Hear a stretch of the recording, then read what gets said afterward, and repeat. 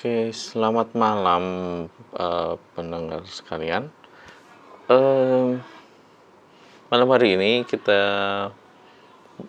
saya mau ngobrol tentang yang kemarin-kemarin tren sih, sedang tren. Itu kita coba memahami KPI.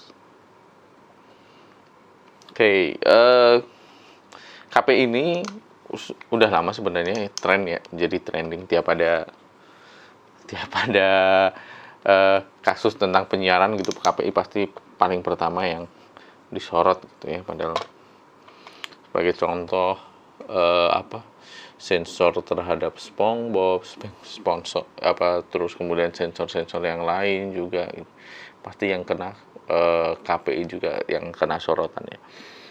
Pernah suatu kali di acara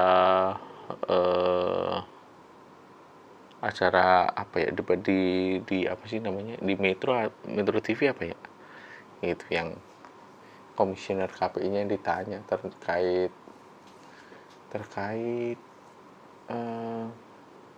apa, saya lupa, tapi kita lebih jelasnya tentang kasus yang baru-baru ini aja. Yang baru-baru ini terkait dengan pegawai honorer KPI yang kemudian memblow up sebuah kejadian gitu ya, katanya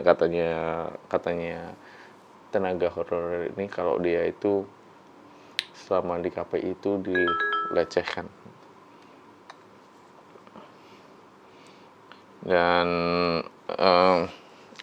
kemudian selang beberapa saat menjadi viral di media ya, karena memang kasus pelecehan seksual itu memang cepet in gitu ya. Hal-hal yang berbau memang seperti itu cepet in. Yang menjadi lucu adalah si apa ya namanya, si pelaku ini kemudian melaporkan balik orang yang kemudian menyebar apa itu namanya, yang kalau dalam bahasa Twitter tuh spill the tea gitu, yang membocorkan yang ini, yang kena kasus penganiayaan ini. Jadi melaporkan balik karena selain merugikan juga bisa mencemarkan nama baik juga gitu ya. Nah, kalau kita bisa lihat dari sudut pandang hukum gitu ya, tentunya hukum kita menganut hukum normatif yang ya memang nggak ada bukti sih bisa jadi fitnah gitu ya. Kemudian juga ketua KPI kemarin yang sampai disinggung sampai oleh Mata Najwa ya, katanya mau diundang oleh Mata Najwa, malah datangnya ke podcastnya Om Deddy. Jadi emang bener ya kata-katanya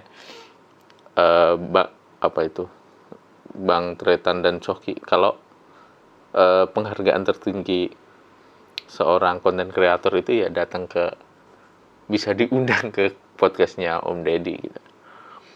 Oke. Nah, terkait dengan yang kemudian saling tuntut ini, kita kan melihat bahwa memang bisa jadi kita kan mengambil dari sudut pandang yang netral, bisa jadi itu hanya fitnah gitu ya, dari tadi ya, korban yang membuka sebuah kasus gitu, dan juga kemudian ya kita jangan melihat korban sama tersangka, kan kita bayangannya netral ya, si A yang merasa dilecehkan dan si B yang menjadi pelaku pelecehan ini, bukan kali si B ini menjadi apa itu namanya, menjadi korban fitnah gitu, dan kemudian melaporkan balik.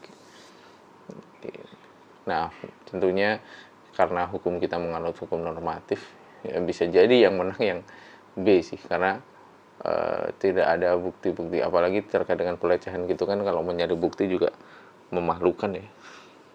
Jadi nanti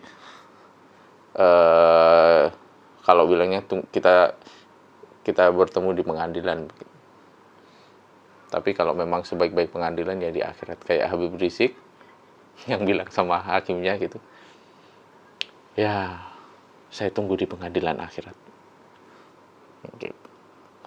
Jadi untuk kali ini ya, kita tidak mungkin membahas siapa yang benar dan siapa yang salah, karena ya kita tinggal tunggu aja di pengadilan akhirat siapa yang memang zalim dan siapa yang terzalimi. Oke, begitu.